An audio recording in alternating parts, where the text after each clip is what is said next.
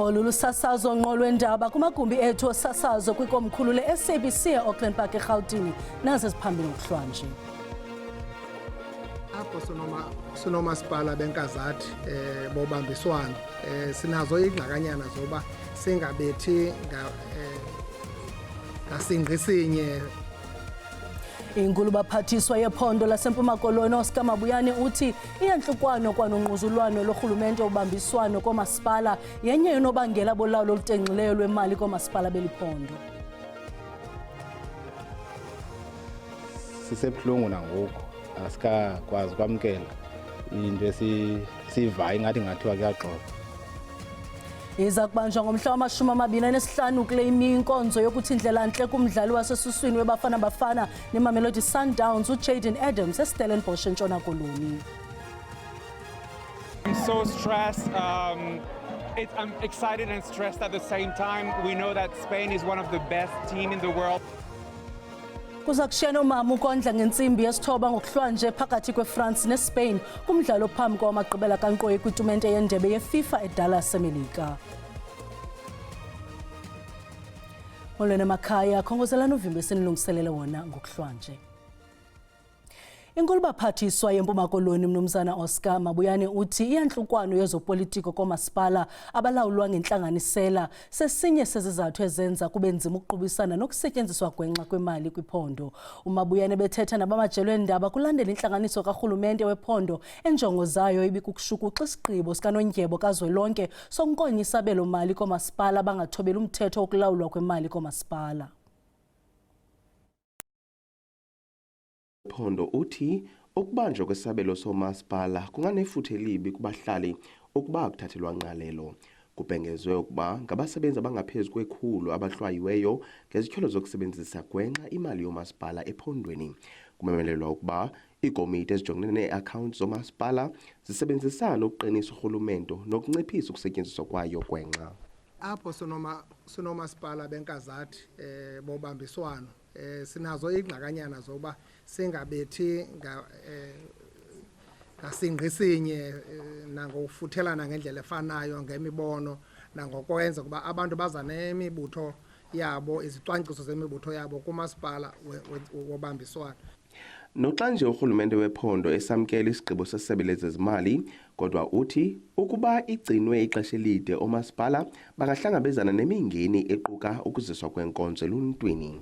Because municipalities are dependent on revenue generated by themselves, of which the residents, government departments, businesses are owing large sums of funds to same municipalities that are part of the 6.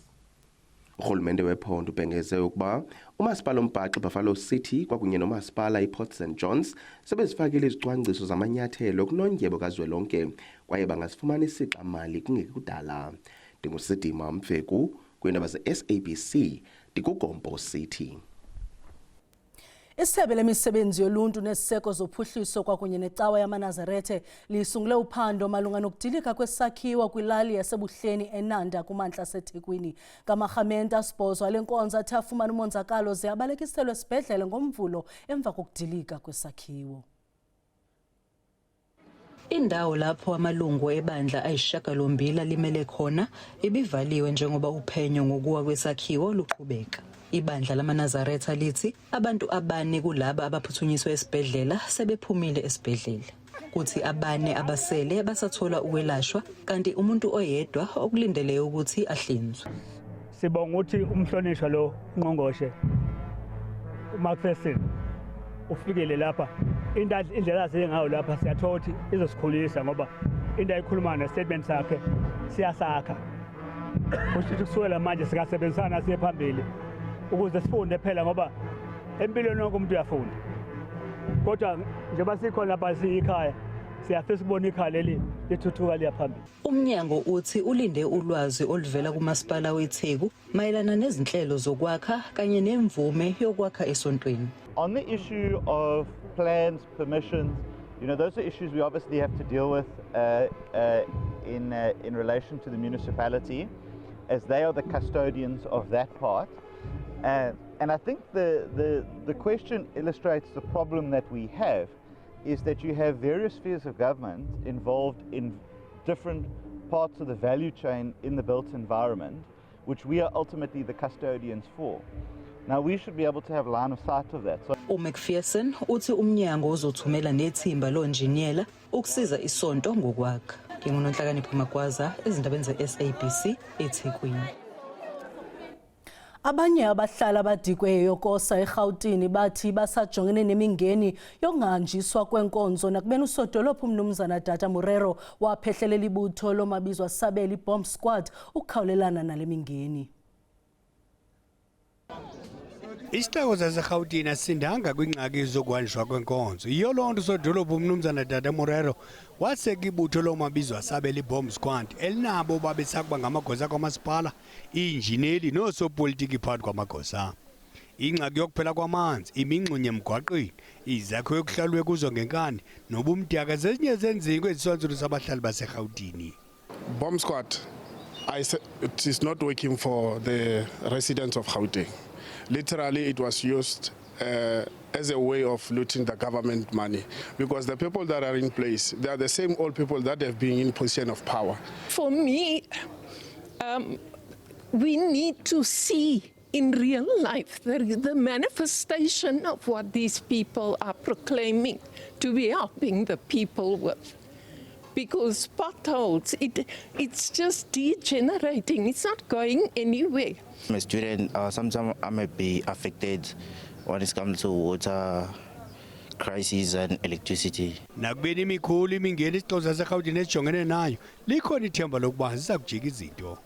They've done well, and in fact, nationally, if you can see now, a lot of municipalities have now implemented a rapid response teams, and most of them would have seen the interventions that were done by this team in Johannesburg.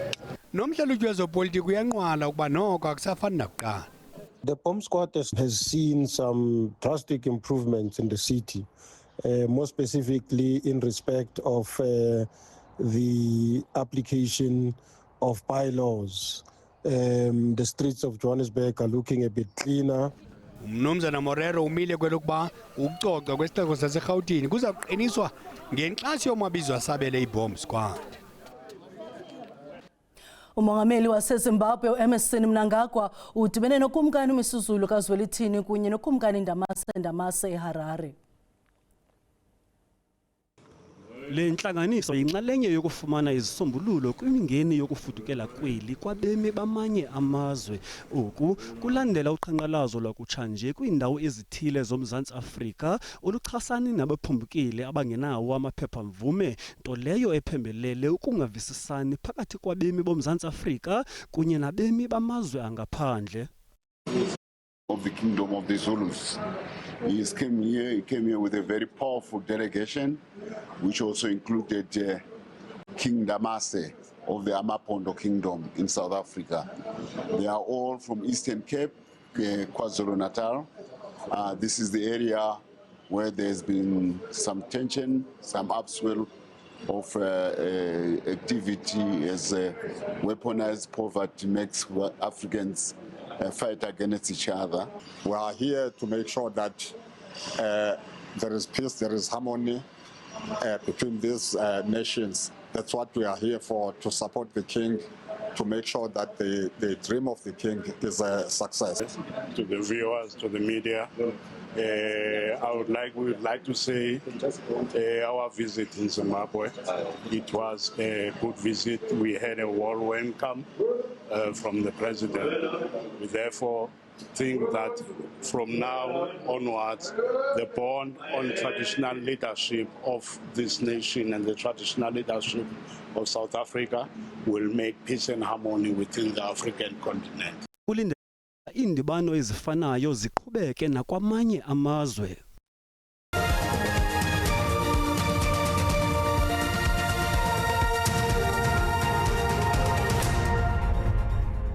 Sinamkele kwakhona kwindaba zelijelo xa sihlabela mgama. Ijaji inhloko uMandisa Maya uvakalise inxalabo ngoxhatshazo kumakhasi onxibelelwano nolunwenisa izimvo ezigwenxa zezopolitiko mayelana necandelo lobulungisa nezigwebo.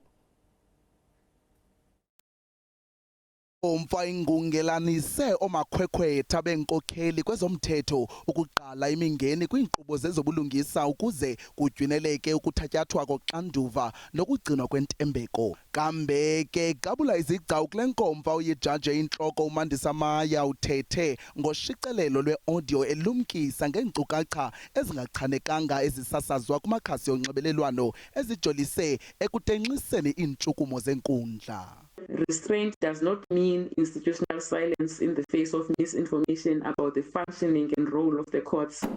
We must strive to communicate and explain court processes more clearly, write court judgments in simple, easy to understand language without oversimplifying their substance of cause, support judicial officers who come under unwarranted attack and defend the judicial institution from gratuitous criticism. Kananjalo kubethelelwe injongo yokukhuthazwa kokusungulwa kobuxhakaxhaka belixesha ukusetyenziswa kobuchule bobuchwepheshe ukuza nenguqu ekusetyenzisweni kweentaphane zamaphepha phantsi komaphahla enkundla. Kunjalo ababandakanyekayo bacwangcisa imigaqo-nkqubo ngokuxhatshazwa ngokwezesondo ukuhlahla indlela kwizikhalazo eziphambi kwedesika entsha esanda kusekwa kwiofisi yejaji intloko. At the heart of the single and independent judiciary has to be access to justice. Ukanti ke nanjengoko uxinzelelo olusuka kuluntu luqatsela ngokuphathelene nezigwebo nokuthatyathwa koxanduva ngamaziko kulindeleke okuninzi okungazi nje nemilembelele yentetho koko izisombululo ezinesihlahla kwababandakanyekayo kwezobulungisa kweli. Umphando phezulu wecandelo lophando ngamatyala obuqhophololo i-IDEC ngamafuphi unike ubungqina bokuba umkomishinala wamapolisa KwaZulu-Natal Njengele Nhlanhla Mkhwanazi wayesazi ngokubanjwa kukaNjengele Dumisani Khumalo kwaye wayengenangxaki ngaloo nto. Umphandi ophambili we-IDEC uBrian Phadayachi uzame ukukhwebula izityholo ezijoliswe ke-IDEC zokungahambelani kakuhle nezityholo ezivelwe nguLieutenant General Nhlanhla Mkhwanazi owatyhola ngokuba sele iyazi malunga nophando olujonge umphathi wezobuntlola uLieutenant General Dumisani Khumalo. In that particular meeting, Commissioner, he was aware because I told him General Khumalo is going to be arrested. He was aware also that other generals were going to be arrested too as well. And his response to me, well, they must face their own situations. He was comfortable. Ukanti ezinkcukacha azinakuba nampembelelo itheni kwimibuzo ejikeleze i-IDEC kunye nendlela esebenza ngayo kwaye oku lityala kanye eli likaKhumalo. uPhadayachi athi uMkhwanazi akanangxaki nalo kufanele ke kodwa nokungangqinelani nokutyikitywa kwingxelo yommangali kulomba nokwalilungu lepalamente uFadil Adams. Chair, I cannot comment on that. And I think Chief Perumal will be best placed because what is there is the inference that Chief Perumal signed Mr. Adams' statement is that's what's coming across. And I think that will be unfair for me to comment on that. Ingxoxo ziyaqhubeka ngoLwesithathu ngobungqina obulindelwe kakhulu bonqondo-ngqondo wezolwaphulo-mthetho uVusimuzi Ket Matlala. Owesakuba ngumphathiswa wamapolisa nowekhe wangumkomishinala jikelele wamapolisa uNjengele Bhekicele ucacise ngendlela umzabalazo wabanefuthe ngayo ekubeni angafuni ukuhlawula indleko zamagqwetha zabo ababesebenzela inkqubo yocalucalulo ngethuba ngumphathiswa wamapolisa. Lusuku lwama-52 loluphando ngokulibaziseka kwamatyala e-TRC kule veki amehlo khoza kwisebe lamapolisa adinga uNjengele Bhekicele onike ubungqina namhlanje. So help me God. Thank you. uNjengele engumbhodzo wamapolisa phakathi ka-2018 no-2024 uthi wakwasokola ngomvandedwa wokunceda ngamagqwetha izijamakunkwini zenkqubo yengcinezelo. I struggled and still struggle to come to terms with the following. How could government be obligated to fund through taxpayers' money, including taxes paid by the very people that were victims, black people, the litigation cost of those who committed crimes against humanity, particularly against black people? luza kuqhuba oluphando ngomso xa ingumnumzana Fikile Mbalulo engumphathi wamapolisa phakathi kukaMarch 2017 noFebruary 2018 oza kunika ubungqina. Kulandela ingxoxo bezitshisa ibunzi phakathi kwamalungu eParlamente kwikomiti yesikhawu nephanda ngezityholo zongenelelo lwezopolitiko kwingalo yomthetho kuvunyelwene ukuba kwenziwe enye ingxelo yesithathu kwezokuqala okukuze emva kokuba amaqela ezopolitiko evakalise inkxalabo yawo ngengxelo yesibini nebekuxoxwa ngayo namhlanje.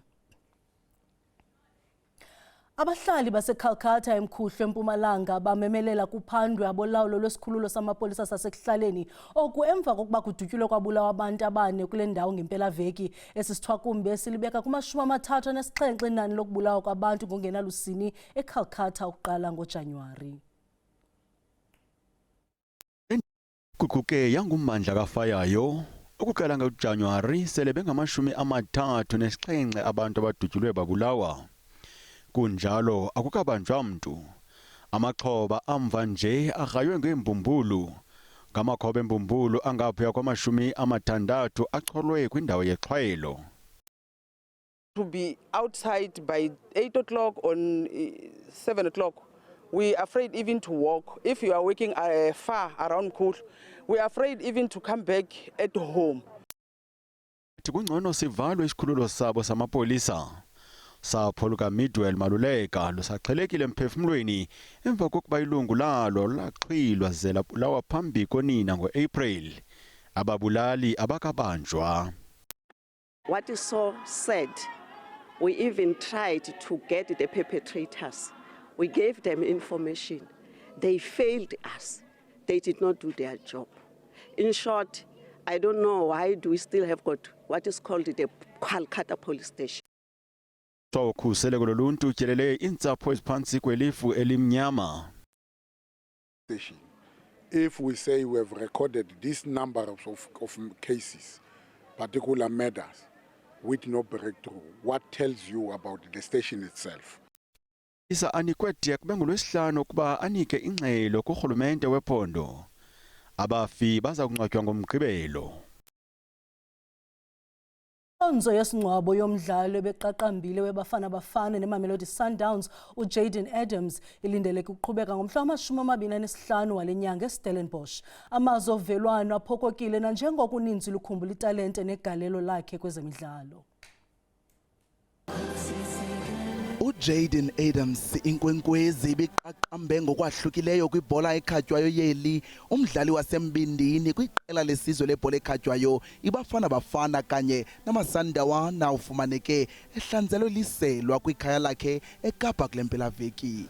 Eli tyendyana lase-Idas Valley nebelisaqabadula ngogqweso kumabala beliseneminyaka engama-25 lishiya intliziyo xa kungoku zingamahlwili kwabasakhulayo bebekhuthazeka yimitsi yalo kambe ke nabaqeqeshi nabaxhasi baxhelekile.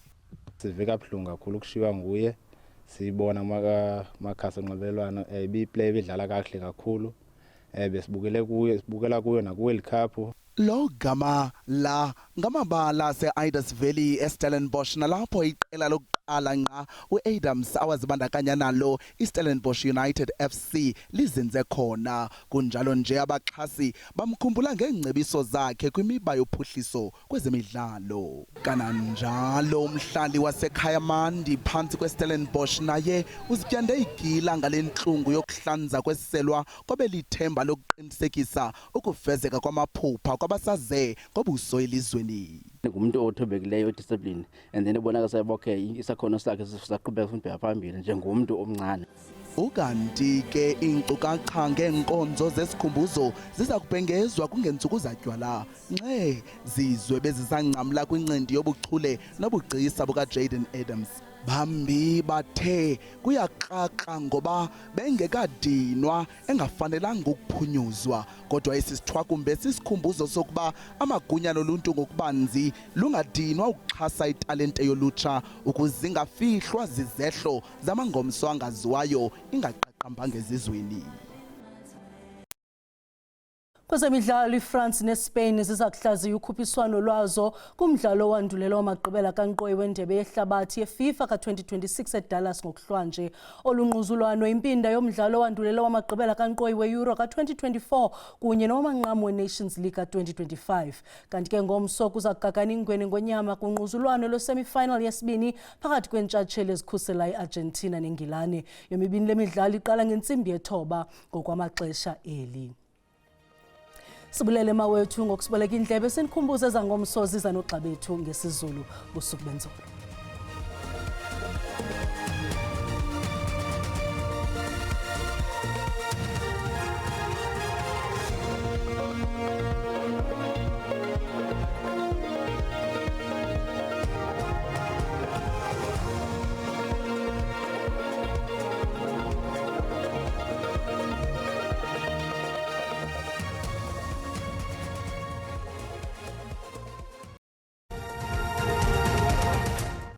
Mawuhlangana noMaphilip Milanga basemba vumani into nonkanyezini nirhabulise qikelelo lomozulu yangokuhlanje imvula nomoya ngokuhlwa kuyaphawula kambukela into kubana noko lithe rhulele ngamafupha kwindawo ezikopolokwane koPitoli kananjalo kaloku ePhako Bloemfontein xa sishila ke mbukeli sijonga imvula nomoya ngomso kuyaphawula into kubana zizibhaxu ezenkungu ezawusilindela kaloku Phako Mbombela koRichards Bay kaphaka loku mbukeli kwindawo ezikoGqeberha into ethi ke uba uyaqhuba eqiniseke into kubana uqhuba ngononophelo sawuqala ke mbukeli ngephondo lalapha eGauteng ngiyaphawula kambukela into kubana lithetha ilanga Phako Pitoli ngo-23 kanti ke Papaw Springs ngo-5 naye u-20 sitshile sitshotshwe ke mbukeli siwele siye kwiphondo laseLimpopo Phako Musina lityhilile ngo-11 no-21 eThoyandou ibe ngu-9 no-28 lifudumale naPhako Giyani ngaye u-29 eMpumalanga kuyabonakala mbukela into kubana liphumile ilanga Phako Carolina ngu-20 oMashishingi ibe ngu-20 nakhona babamba nengamanqa kwemkhondo ke mbukeli lityhile nalo ngo-27 emazweni oluntu ngu-25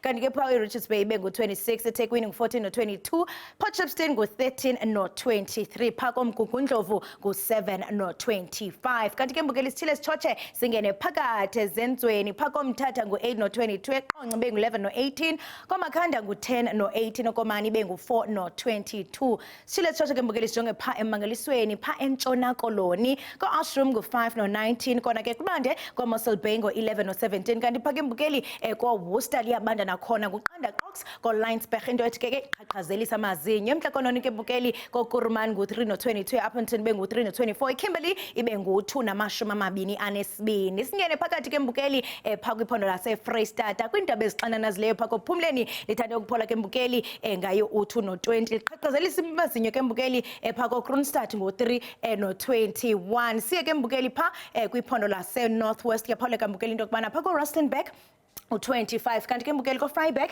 ibe nguye u-24 ndisatsho ndithi mazixhume ingqawe emaxhekweni Xosi.